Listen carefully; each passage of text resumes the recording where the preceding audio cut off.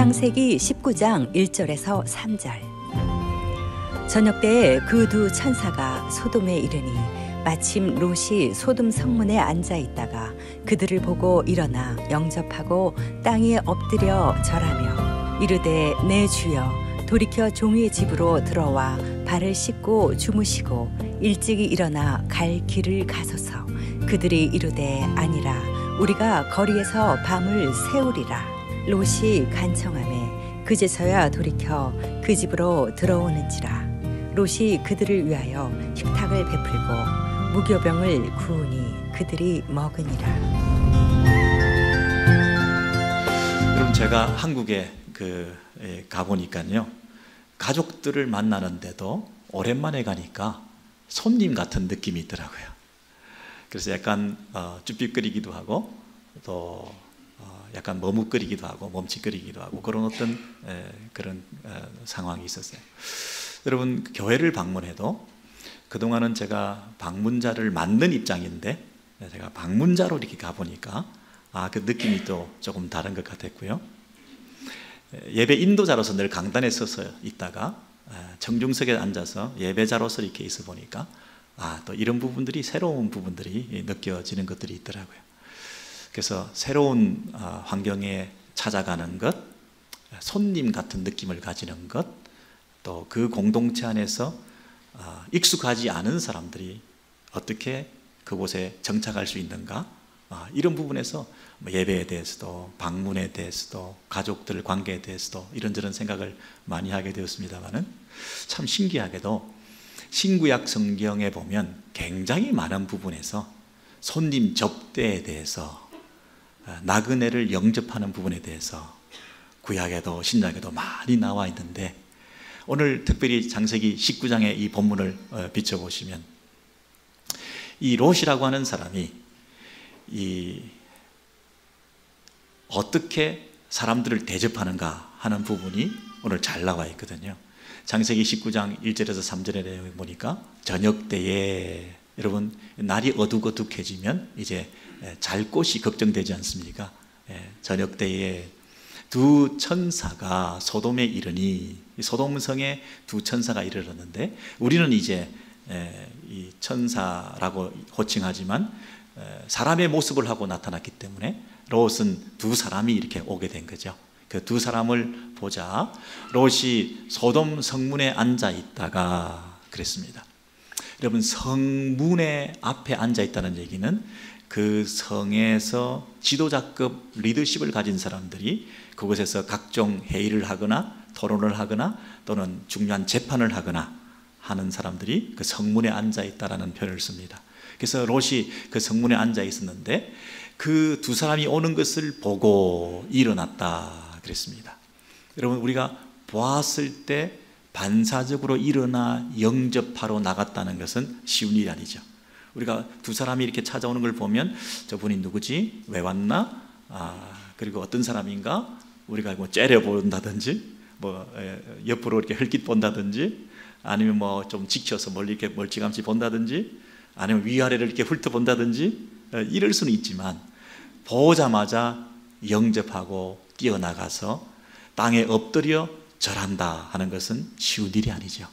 이 롯이 참 희한하게도 두 사람이 오는 것을 보고는 바로 그 자리에서 지도자급 리더십 자리에 있던 사람이 뛰어나가서 그 사람을 향해서 머리를 숙이고 몸을 굽혀서 영접하고 절했다, 이렇게 말하고 있습니다. 아니나 다를까 마치 종된 자세로 그 사람에 대한 호칭조차 내 주여 이렇게 부르고 있다는 것입니다. 내 주여. 아니, 지금 누가 주인이라고 해야 되죠? 이 성에 있는 사람이 주인이고 찾아온 사람이 오히려 더 숙이고 굽신거리고 해야 될 판인데, 그 반대로 오히려 찾아온 사람들을 향해서 그 성에 있던 주인격 되는 사람들이 나가서 엎드려 절하고 있고, 나는 당신의 종입니다, 이런 자세를 취하고 있다는 거예요. 뭐라고 얘기를 하느냐면, 종의 집으로 들어와 발을 씻고 주무시고 일찍이 일어나 갈 길을 가소서. 여러분, 어떤 집에 초대를 한다는 것은 쉬운 일이 아니잖아요. 그냥 인사 정도는 할 수 있지만 우리 집까지 모신다고 하는 것은 쉬운 일이 아니거든요.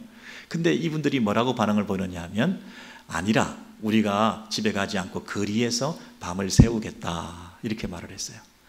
아니 이런 얘기를 들으면 안 그래도 집에까지 데리고 가는 거 좀 부담스러운데 청소도 안 됐고 시장도 가야 되고 방도 비좁고 그래서 그냥 내가 할 도리는 다 했으니까 체면은 차렸으니까 그러면 그렇게 하셔요. 정 싫다는 걸 내가 뭐 어떡하겠어요. 이렇게 말할 법도 한데 롯이 뭐라고 얘기를 하냐면 간청했다 그랬습니다. 제발 좀 우리 집에 와달라고 청하고 간절히 부탁했다는 것입니다. 그제서야 돌이켜 그 사람들이 그 집으로 돌아오는지라. 아니 못 이기는 척하고 마지못해 오는 것처럼 아니 누가 지금 부탁을 해야 되는 건가요?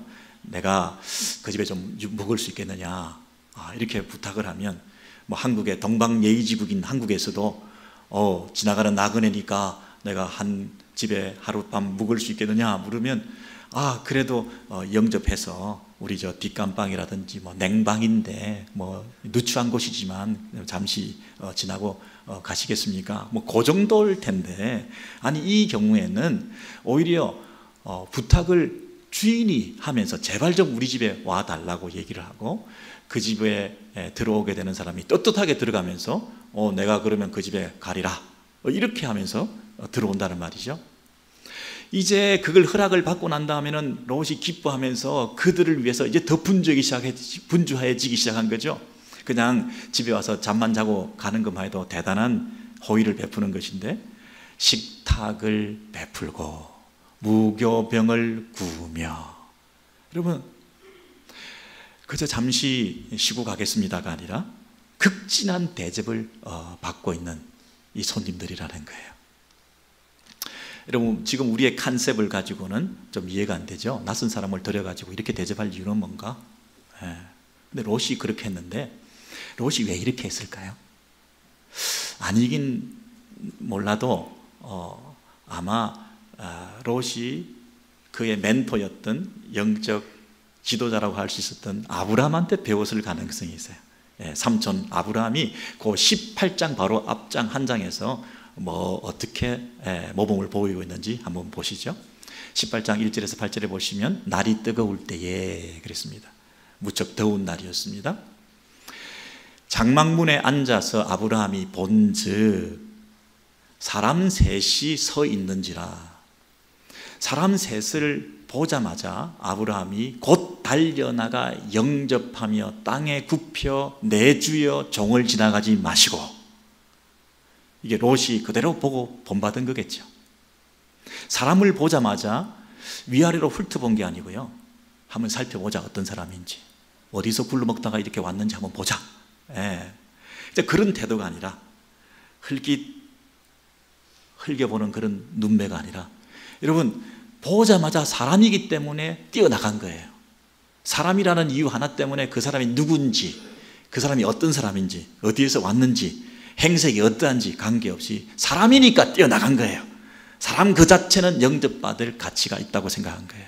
사람이니까 뛰어나가서 엎드려 내 주여 이렇게 부르는 거예요. 갑자기 아브라함이 종돼 버렸어. 그 장막문의 주인으로 있던 사람이 갑자기 사람이 나타나니까 내가 종되어서 상대방을 주인으로 대접하고 있어요. 희한하죠. 그러면서 뭐라고 얘기를 하냐면 나를 지나가지 마시고 패스바이 하지 말라는 거예요. 여러분 나를 지나치지 말라는 얘기는 내가 섬길 기회를 얻게 해달라는 거잖아요. 당신이 지나가면 내가 당신을 섬길 기회가 내가 놓치게 되는 거니까 이거 굉장히 큰 문제다. 당신을 안 섬기고 그냥 보내면 나한테 화가 있다. 난 당신을 꼭 섬겨야 되니까 나한테 이런 찬스를 달라. Give me chance. 제발 좀 찬스를 달라. 누구한테 부탁을 하는 거예요? 지나가는 사람이 한 밤만 좀 잘 수 있게 해달라고 부탁을 해야 되는데 오히려 이 주인이 당신을 섬길 기회를 좀 달라. 우리 집에 한 번만 자달라. 이렇게 일하는 거예요. 물을 가져오사 발을 씻으시고 그리고 나무 아래에서 쉬고 계시면 내가 떡을 가져올 것입니다. 나무 아래에 아주 그 그늘이 있는 쉴만한 곳에 딱 그냥 계시기만 하면 그 다음부터 우리가 다 할 테니까 와서 쉬기만 하십시오. 이렇게 부탁을 한다는 거죠. 그리고 마음을 상쾌하게 하신 다음에 지나가시기를 바랍니다. 이렇게 얘기해요. 호스피탈리티의 극치는 마음의 시입니다. 몸이 쉬고 피로를 회복하는 게 아니라 마음이 리프레시 되는 것이다. 이 아브라함이 처음부터 그걸 알았던 것 같아요. 아브라함이, 이 사람이 육신이 쉬라고 지금 얘기하는 게 아니라 육신이 쉴 뿐 아니라 마음도 쉬고 가세요. 이렇게 영접을 하는 이 아브라함이야말로 믿음의 조상이실 뿐 아니라 손님 접대의 대가이시네요. 나그네 영접의 원조이시네요. 참 희한하죠. 우리가 아브라함의 그 믿음을 본받자 그러는데 이 아브라함의 이런 마인드와 애티튜드를 왜 우리는 잘 본받지 못하고 있었을까요? 에이, 아브라함은 뭐 옛날 사람이고 고대 건동 지방에 뭐 다른 문화가 있었겠고 우리는 지금 그런 게 아니지 뭐. 이런 마음을 가지실까요? 롯도 그랬고 아브라함도 그랬고 정말 너무 지나칠 정도로 이렇게 섬기고 있잖아요. 그 섬기는 이유가 뭐라고 그랬습니까? 당신들이 종에게 오셨기 때문이다. 당신들이 나에게 오셨기 때문에 나는 당신들을 섬겨야 된다. 다른 이유 없다는 거예요. 그랬더니 그 말을 듣고 상대방이 네 말대로 내가 그리하겠다 이렇게 말했어요. 아니, 내가 막 부탁을 하고 내가 말을 해가지고 이 집에 유할 수 있는 가능성이 있어서 내 말 좀 들어주세요, 내 말대로 좀 해주세요 이래야 될 텐데 올해 상대방이, 주인이 한 그 요청의 말대로 내가 있어주마 이런단 말이죠. 이런 주객 전도의 현상에 대해서 어떻게 생각하세요? 아브라함이 그 허락을 받고 난 다음에는 이야, 됐다, 기회가 왔다. 그러면서 그때부터 더 갑자기 분주해지면서 급히 아내에게 연락해가지고 속히 고운 가루 반죽해가지고 떡을 만들고, 그리고 그 동물들한테 가가지고 제일 기름지고 좋은 이 송아지를 잡아다가 하인들에게 시켜서 요리를 만들고, 그래서 각종 귀한 엉긴 젖과 우유와 그 송아지 요리를 그들 앞에 딱 차려놓고 그 나무 그늘에 앉아 쉬고 계시는 그분들에게 영접을 하고 대접을 해가지고 잘 식사하실 수 있도록 배려하고 난 다음에 자기는 그분들이 식사하는 동안에 모셔 섬에 그랬어요. 그분이 식사하는 동안에 서서 다 기다리고 있는 거예요. 여러분, 그 호스피탈리티 이 산업이라는 게 있잖아요. 호텔, 요리, 숙박, 관광 산업, 이런데 종사하시는 분들, 아니면 그 비행기 승무원들의 어떤 예절 교육, 이러는데 지금 마치 매뉴얼로 쓰일 만큼, 아니 그 이상으로 그 친절과 감동이 주는 서비스가 지금 롯과 아브라함의 경우에 이렇게 녹아져 있는데요. 이거는요, 그냥 훈련에 의해서 격식을 차려서 절도 있게 하는 그런 예절 발음과 친절이 아니고요, 굉장히 내면화되고 체질화되어 있는 자신의 그 속에서부터 우러나오는 하나의 성품으로 이렇게 우리가 느낄 수 있잖아요. 어떻게 이럴 수가 있을까? 어떻게 이럴 수가 있을까?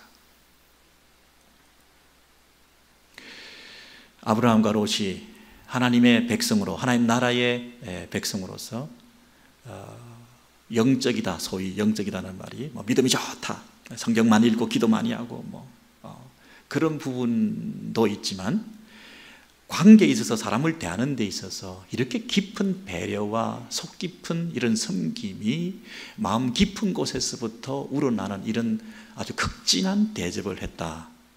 여러분, 배우자 간의 관계는 어떠세요? 어떻게 대접하세요? 아내와 남편이 서로 어떤 대접을 서로 받고 계세요? 이런 얘기를 흔히 하죠. 당신이 우리 장사하는데 오는 손님만큼이라도 나한테 좀 대접해주면 좋겠다. 손님한테는 그렇게 친절하게 막 그러는데 나한테는 왜 그래? 말도 함부로 하고. 교회에서 목사님이 성도들을 섬기는 그런 저자세와 낮아진 마음으로 하는 것 정도로 가족들한테 친절하게 하면 참 좋겠다. 뭐 이런 얘기를 좀 하잖아요. 이런 얘기는 도대체 뭐예요? 체질화되지 않았다는 거죠. 내면화되어 있는 그 깊은 영성이 없다는 거죠. 환대, 그것이 친절과 예절인가 영성인가? 정말 깊은 내 마음속에서 이 아브라함과 롯이 보였던 이런 섬김의 자세는, 사람들을 대하는 태도는 도대체 어떻게 가능한 것일까요?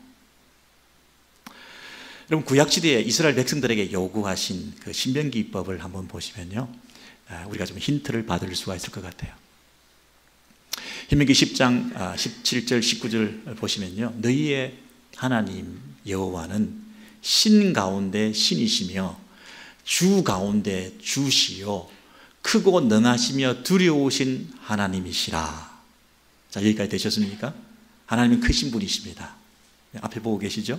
하나님은 능하신 분이시다. 하나님은 높으신 분이시다. 하나님은 절대 주권자이시고 초월자이시다. 하나님은 굉장히 두려우신 분이시다. 크신 분이시다. 왜 그런가요? 하나님은 사람을 외모로 보지 아니하시며, 하나님이 그렇게 크시고 이 땅에서는 비교할 수 없는 그런 존귀와 영광을 받으시는 이유는 뭐냐면, 그분이 사람을 외모로 보시지 않으시기 때문이라는 거예요.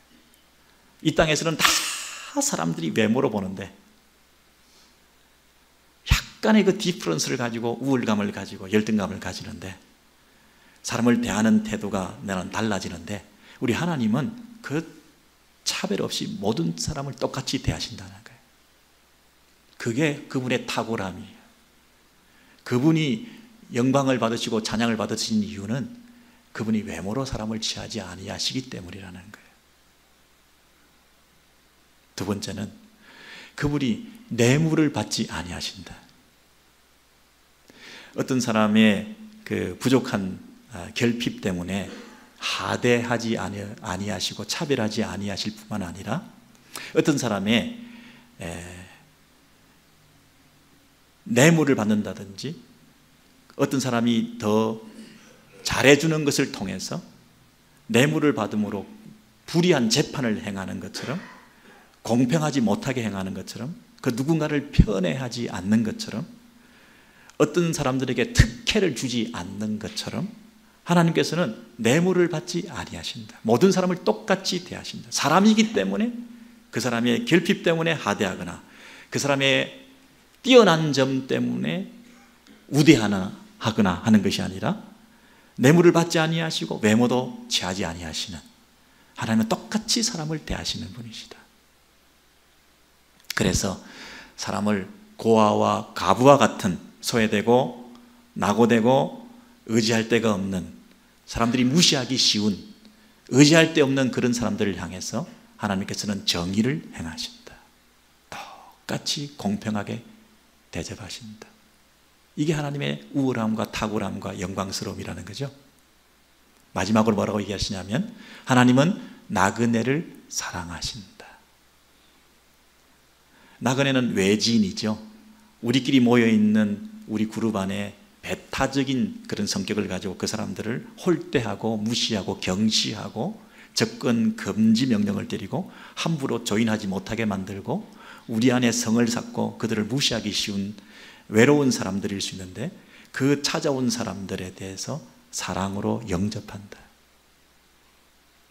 그들에게 떡과 옷을 주시는 하나님이시다. 이 신명기의 10장의 결론이 뭔가요? 하나님께서는 나그네를 사랑하시는 분이시다. 너희는 나그네를 사랑하라. 전에 너희도 애굽 땅에서 나그네 되었음이니라. 여러분, 이스라엘 백성들이 나그네를 영접해야 되는 이유는 뭔가요? 그들이 원래 나그네였기 때문에. 나그네였던 자들이, 애굽 땅에서 종되었던 자들이, 외로웠던 자들이 하나님께서 그들을 품어주시고 영접해 주시고 환대해 주셔서 그 애굽 땅에서 죽어 지내던 자들이 영광스럽게 살아나게 하시고 하나님의 백성 만들어 주시고, 그 애굽 땅에서 각종 다양한 모습으로 가진 자, 못 가진 자, 배운 자, 못 배운 자, 다양한 모습으로 살던 그 인생들을 하나님께서 다 똑같이 차별 없이 외모로 보지 아니하시고 모든 사람들을 다 구원해 주셔서 환대해 주셔서 하나님의 집에 초대해 주셨는데, 나그네 되었던 자들이 영접받아서 하나님의 집에 떳떳이 주인 행세하고 있는 너희들이 해야 될 도리는 뭐냐? 너희들이 나그네 되었던 것을 기억하고 나그네들을 영접해야 된다는 거예요. 네가 나그네 되었다가 하나님의 집에 들어와서 하나님의 백성이 되었다고 한다면, 하나님의 백성의 가장 큰 특질로 드러나야 되는 하나님 백성의 그 아이덴티티라고 말할 수 있는 그 정체성의 본질은 나그네 영접이라는 거예요. 나그네 되었던 자가 영접받아서 환대를 받아서 하나님의 백성으로 자리 잡게 되었다는 것을 경험한 사람이 마땅히 보여야 되는 태도는 나그네 영접이라는 거예요. 네가 아무것도 아니었는데 너 외모를 취하지 아니하시고, 내가 너 외모 취했으면 너 영접 안 했지, 종살이 계속 했겠지, 내 백성 될 수 없지, 감히 거룩하신 하나님 나라의 백성으로 네가 들어올 수 있는 근거와 자격이 아무것도 없었던 너희들을 하나님께서 아무 차별 없이 편애 없이 외모로 보지 아니하시고 그 누구든지 하나님의 백성을 삼아주셨다고 하는 그 체험이 있는 자라고 한다면, 네가 다른 사람들을 대할 때 소외되고 병든 자들을, 낙후한 자들을, 열악한 자들을, 가치 없는 자들을 대할 때 차별해서 그 사람들을 대하고 영접하고 영접하지 않고 하겠느냐? 사람이면 똑같이 대한다. 사람이면 다 영접받아야 한다. 네가 영접받았던 것처럼. 아브라함이 뛰어나간 이유를 아시겠습니까?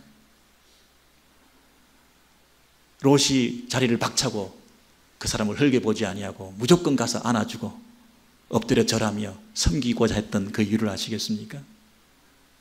나에게 기회를 달라, 섬길 기회를 달라, 내가 해야 될 도리다, 마땅한 거다, 내가 특혜를 베풀고 너에게 자비를 베푸는 게 아니라 너희가 나에게 은혜를 베풀어서 내가 이 일을 할 수 있게 해달라, 이 태도를 아시겠습니까? 제가 우스갯소리로 예를 들면 허기자라는 말로 한번 외워보시면 좋겠습니다. 신문사에서 허기자라는 사람이 나왔는데 그 아브라함의 그 장면을 보고 기사를 썼다는 거예요. 첫째, 누가 허락을 하는가? 누가 기회를 얻는가? 누가 자리를 차지하는가? 허기자. 허참 기가 차는데요. 허락은 누가 받는 거예요? 나그네가 허락하는 거예요. 주인이 막 부탁하는 거예요. 있어달라고. 그냥 지나간다니까 간청을 해서라도 붙들고 늘어지면서 허락해달라고. 그 허락을 나그네가 하는 거예요. 늘 간청하는 자세예요. 두 번째는 기회는 누가 얻는가? 기회는 누가 얻는 거예요? 내가 한번 유숙할 기회를, 이 집에 묵을 기회를 간신히 내가 나그네가 얻는 거예요?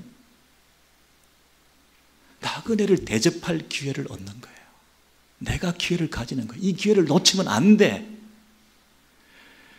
늦게 밤에 부킹이 안 돼가지고 호텔을 못 잡아가지고 쉴 수 있는 기회를 놓쳐서 안타까운 그 기회를 놓친 그 사람이 문제가 아니라, 그런 어려운 상황에 있는 사람을 붙들고 길가에서 밤을 새지 않도록 찾아다니면서 간청해서 집에 드릴 수 있는 그 기회를, 나그네 대접할 수 있는 기회를 놓친 게 문제라는 거예요.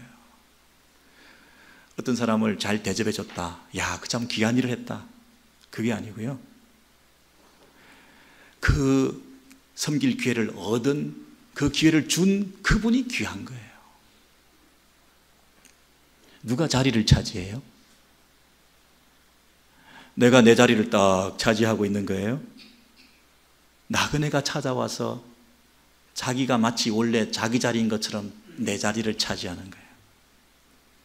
나무 그늘 아래에서 편히 그 자리를, 제일 좋은 상석을, 마치 그분이 준비된 그 자리를 자기 자리인 것처럼 차지할 수 있도록 만들어주고 내 자리를 내어주고 자리는 누가 차지하는가? 가끔 우리 교회 모임을 할 때도요, 뭐 식당에서 이렇게 모여 있으면 우리가 앉아 있다가 오는 사람들한테 이렇게 얘기를 할 때가 있어요. 당신이 웬일이야? 여기 당신 오는 거 맞아? 이렇게 농담 삼아 얘기를 할 때가 있거든요. 그분은 그냥 찾아오면서 괜히 좀 머쓱해가지고 괜히 속으로 근데 진짜 안 왔어야 되는데, 이런 어색하고 이상한 분위기 때문에 처음부터 안 오려고 그랬는데 한번 왔더니 꼭 이런 꼴을 당하네. 다음부터 절대 안 와. 이런 마음이 들지 않겠어요? 자리는 누가 차지해야 돼요? 누가 오면 무조건 자리를 내줘야 되잖아요. 여기 앉으세요. 내 자리를 비워줘야 되잖아요. 어떤 분이 늦게 오기로 예정돼 있어요. 그분이 지금 한 30분 후에 올 거라고 연락이 왔어요. 그럼 자리를 만들어 놔야죠. 늦게 오는 사람들이 있으면 모른 척하고 자기 자리에 앉아서 다 자기 자리 차지하고 앉아가지고 다 음식 먹고 막 이렇게 얘기를 하고, 그 사람 늦게 와가지고 자리도 없어. 늦게 오신 분이 마치 자기 자리를 앉을 수 있도록 그 자리를 내어주고 준비해 놓지 않고 어떻게 교회 모임이라고 얘기를 할 수가 있어요? 예배 마치고 폐료에 가서 식사를 하는데 어디 앉을지를 몰라. 식판을 들고 그분을 보자마자 뛰어나가야지. 반사적으로 여기 앉으시라고, 함께 먹자고. 이런 준비와 자세가 안 돼 있는데 그게 뭐 교회 모임이에요? 누가 어디서 뭘 먹든지, 어디서 헤매고 다니든지, 누가 소외되든지, 누가 마음 둘 곳이 없어가지고 왔다 갔다 하는지 아무 관심이 없어. 자리는 누가 차지하는가? 기회는 누가 얻는 것인가? 허락은 누가 하는 것인가? 허기자를 한번 잘 생각해 보세요. 여러분이 비즈니스를 하거나 뭐 식당을 하시거나 뭐 교회를 섬기거나 모든 영역에서 자녀를 대할 때도 그렇고요, 배우자를 대할 때도 그렇고요, 그런 마인드를 한번 가져보시죠. 이게 뭐예요? 하나님 나라의 백성의 가장 큰 특징이라는 거예요. 이게 안 돼 있으면 여러분이 나그네에서 구원받고 한대받은 체험이 없는 거죠. 십자가, 그것은 환대의 자리입니다. 십자가는 뭐라고요? 환대.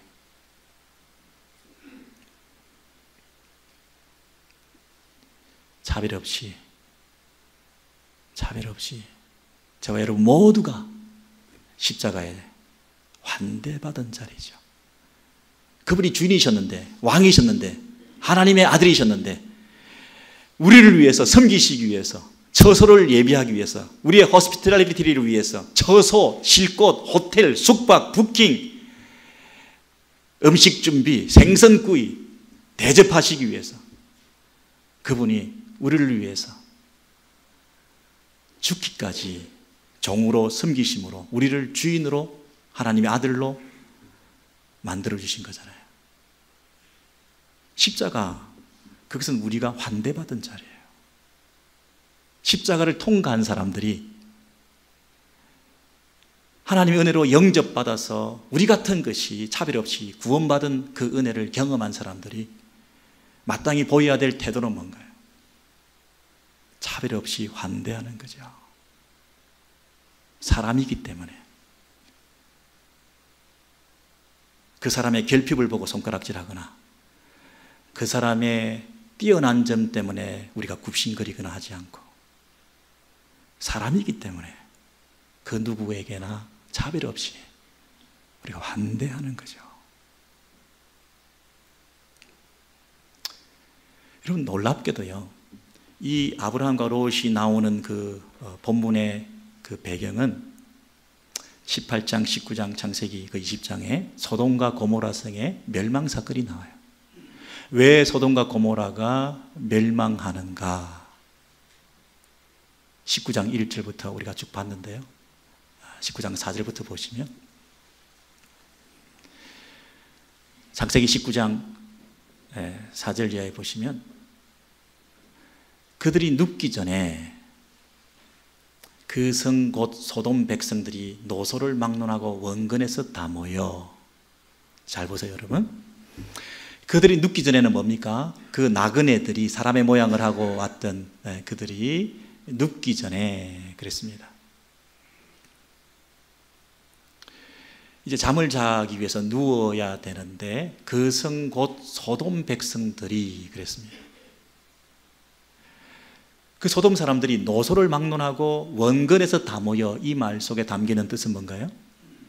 소돔성의 그 일부의 문제가 아니라 소돔성 전체의 문제라는 거죠.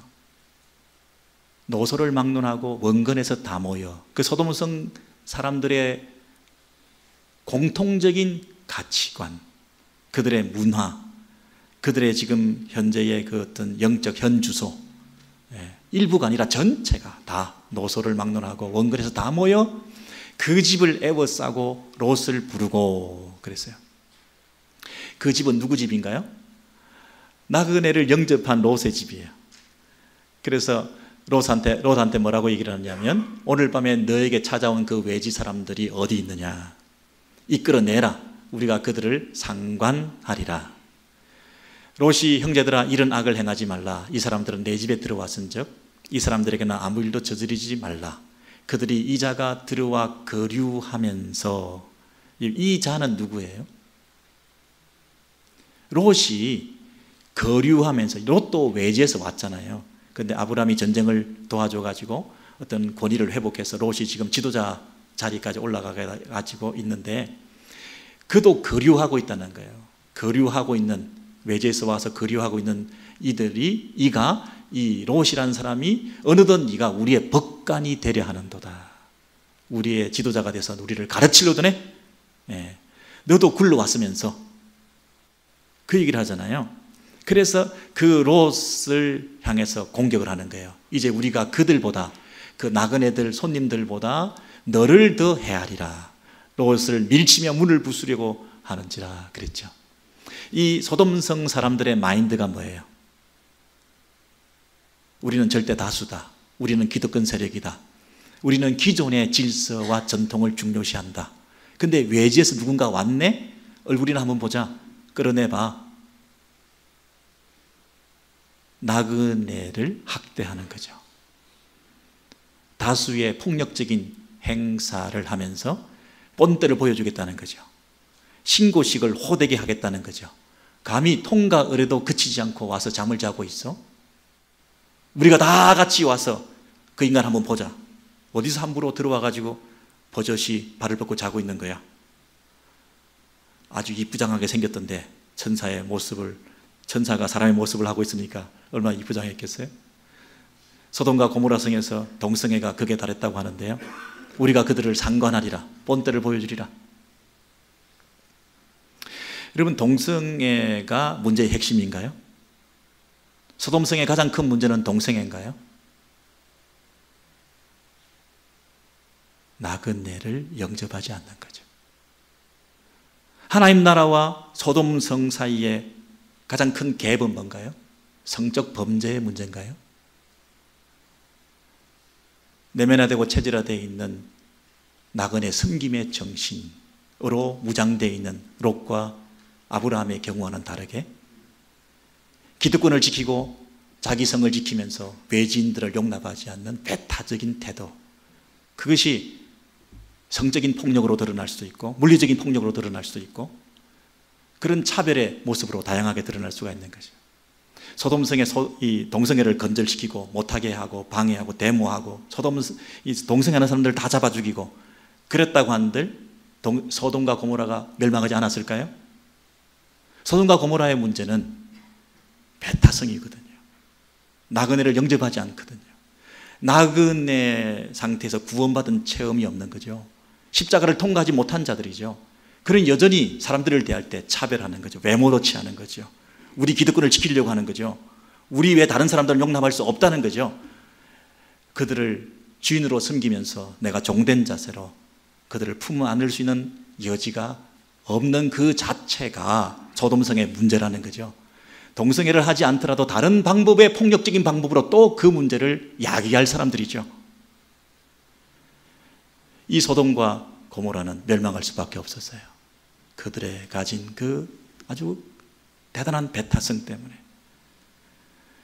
다수의 행포로 소수를 무시하고 약자를 섬기지 못하고 가진 자들이, 자기의 기득권 세력들이, 이미 틀을 잡고 자리 잡은 그 사람들이 행사하는 그 모습들이 오히려 찾아온 사람들이 자리를 차지할 수 없게 만들었던 거 아니겠습니까?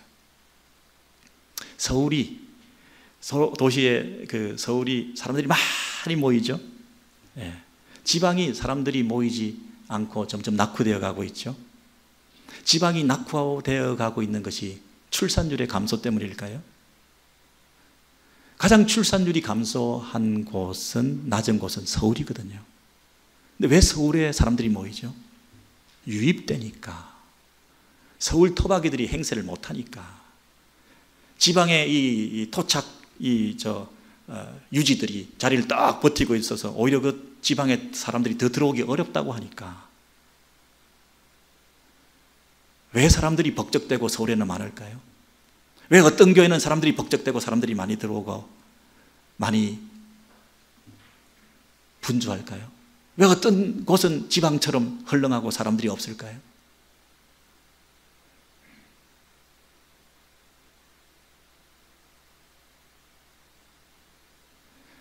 롯이 굴러온 돌이 박힌 돌을 뺐다고 지금 욕을 먹고 있는 거 아닙니까? 보자니까 이 친구가 이제는 우리를 가르치려 들고 어디서 굴러와가지고 또 유지 노릇을 하고 성문 앞에 서가지고 재판관까지 하면서 지금 우리를 또 훈시까지 하네? 롯은 정착한 줄 알았죠. 교회 뿌리 내린 줄 알았죠. 롯은 그만하면 사회적 지위도 괜찮고 또 연륜도 있어서 어느 정도 깊이 뿌리 내리고 이곳에서 이제는 마지막이라고 생각하고 잘 살 수 있을 줄 알았죠. 근데 그 롯을 가만 보지 못하는 이 기존의 소돔성 사람들이 이제 저 녀석이 더 큰 문제구만. 언젠가는 칼을 뽑아 들어서 쫓아내는 거죠. 우리가 하지 말아야 될 속담이 있어요. 요즘 시대에 만약에 암탉이 어쩌고 집안이 망한다 이런 속담을 하면, 그런 시대착오적이고 여성 비하적인 그런 속담을 하면 큰일 나는 거잖아요. 그런 말을 하면 절대 안 되죠. 근데 교회가 굴러온 돌이 박힌 돌 빼낸다 하고 불쾌하는 마음을 가지는 그런 속담이 만약 우리들 사이에 보편화되어 있다면 그건 해서는 안 되는 속담이죠. 적어도 교회 안에서는. 왜? 교회는 굴러온 돌이 박힌 돌 빼내는 데니까. 아니, 박힌 돌이라고 차지하고 있는 사람이 아무도 없으니까 언제든지 내 자리를 내어주는 자리가 그들의 사역의 자리고 섬김의 자리가 될 수 있는 곳이 교회니까, 어디 교회에서 굴러온 돌이 어쩌고 이런 말을 하면서 불쾌한 심정을 토로할 수 있을까요? 교회가 아니지, 성도가 아니지, 십자가 통과하지 못한 사람이지. 우리가 언제 그런 어릴 때부터 그런 아픔을 경험한 줄 아세요? 전학 갔을 때, 초중고등학교 때 집단 따돌림과 왕따를 받는 때가 언젠가요? 전학 온 학생들을 왜 그렇게 괴롭혔죠? 사투리 쓰고 서울말 쓰니까. 그 이질성 때문에 나도 모르게 배타성을 표현했던 적이 한두 번이었던가요? 제주도에서 목회하시는 어떤 목사님의 얘기를 들었는데요. 큰 교회인데 왜 교회 안에서도 이런 일이 있을까? 어떤 일? 현지인들과 외지인들 사이의 갈등. 그 섬에 토착해서 살던 사람과 외부에서 이주해 오신 분들 사이에 그 갈등이, 세상에서는 그럴 수 있다 하지만 어떻게 교회 안에서도 그런 일들이 해결되지 못한 채로 있을까? 그 뿌리 깊은 그 간극을 목회자가 메울 수가 없어서 너무나 이거는 정말 목회의 아픔을 토로하는 얘기를 들은 적이 있거든요. 여러분, 우리는 호칭에 많은 것이 담겨 있는데요, 우리 성도들은 적어도 그분들을, 손님들을, 나그네들을 뭐라고 불러야 된다고요?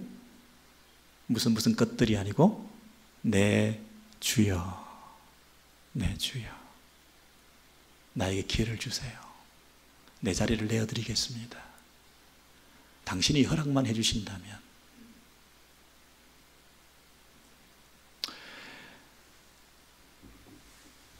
파리에 가보신 적 있으신가요? 저는 안 가봤지만 파리의 사진을 한번 보여주시면 큰 책방이 있다고 그래요. 이 책방의 이름은 그 다음 사진에 보시면 섹스피어 앤 컴퍼니라고 하는 책방이라고 합니다. 그 책방에 들어가 보시면 2층으로 올라가는 골목에 위에 이런 글이 있다고 그래요. 낯선 사람들에게 불친절하지 말라, 냉대하지 말라. inhospitable. 왜냐하면 disguise, 변장한 천사일 수 있으니까. 변장한 천사를 홀대하지 않기 위해서 낯선 사람들을 선대해 줘라, 그 얘기잖아요. 여러분, 아까 아브라함과 그 롯이요, 천사들을 사람의 모양을 하고 왔는데 그들이 천사였기 때문에 그들을 선대했던가요? 아니에요. 부지 중에, 우리 신약의 히브리서 13장에 보시면 부지 중에 아브라함이 천사를 대접했다 그랬잖아요. 천사였기 때문에 대접한 게 아니라 자신에게 찾아온 사람들을 하나님의 사자로 생각한 거예요. 그 차이를 아시겠어요? 천사였기 때문에 잘 대접한 게 아니고요, 나에게 찾아온 손님들은 누구나 하나님이 보내신 자라 생각한 거예요. 나에게 찾아온 그분들은 하나님이라고 생각한 거예요. 천사라고 생각한 거예요. 모두에게 그렇게 대접하다 보니 부지 중에 사람들을 대접했지만 천사를 대접한 것이다. 하나님을 섬긴 것이다. 이게 우리 마인드라는 거예요. 이 책방이 1919년에 시작을 했는데 100년이나 됐잖아요. 그죠? 근데 이 책방의 운영 모토가 저거예요. 그래서 이 책방의 다음 사진 보시면요, 침대가 있어요. 낯선 사람들이 와서 잠잘 수가 있는데, 잠자는 조건은 뭐냐면요, 첫 번째, 하루에 한 권의 책을 읽어야 된다. 두 번째, 하루에 2시간 책방에서 일해야 된다. 세 번째, 하루에 한 페이지씩 자신의 바이오그래피를 써야 된다. 자신에 대한 글을 써야 된다. 그래서 어떤 분들은 일주일, 어떤 분들은 한 달, 채장으로 있었던 분이 7년을 있었대요. 7년 동안 저 책방에서 자기 집처럼, 그 다음 사진 보시면 고양이도 버젓이 환대받는 이런 책방이 있다는 거예요. 여러분, 하물며 세상에서도 책방이 이런 어떤 그 정신으로 운영되는 곳이 있다고 한다면 교회는 사진 내려주시고요. 교회는요,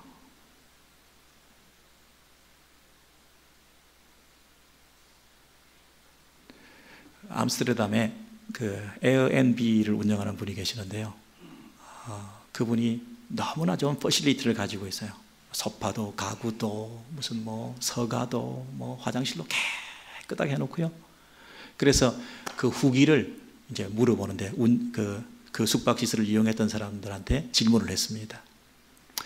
어디가 무엇이 가장 좋았습니까? 답이 뭐냐면 그 주인의 마음이, 당신이 나를 가장 행복하게 만들었습니다.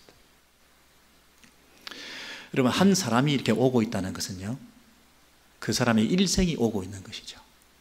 우리 교회에 한 사람이 이렇게 오고 있다는 것은, 우리 교회 한 사람이 이렇게 방문을 했다는 것은 그 사람의 과거가 오고 있는 것이고요, 그 사람의 현재가 오고 있는 것이고요, 그 사람의 미래가 오고 있는 것이죠. 어마어마한 일이 일어나는 거죠.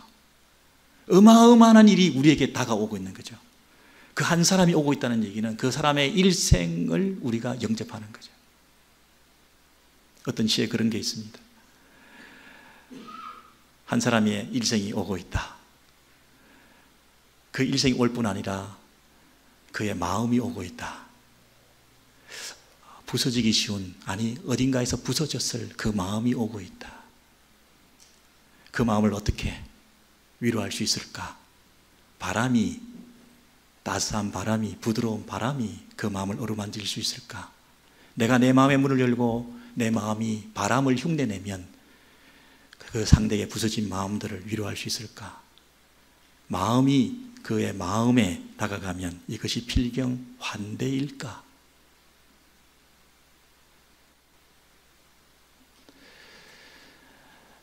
십자가를 통과한 환대받은 우리들이 마땅히 보여야 되는 특질은 환대라는 것입니다. 조건 없이, 차별 없이.